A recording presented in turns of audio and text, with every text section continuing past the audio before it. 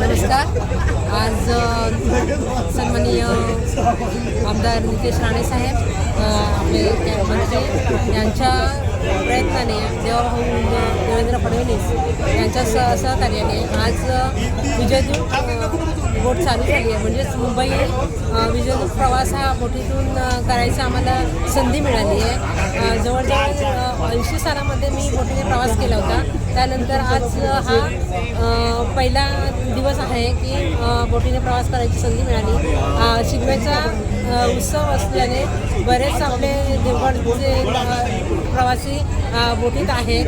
House full बोट आहे आणि सुंदर असं भजन झालं. सर्व लोक त्यात रममाण झाले होते.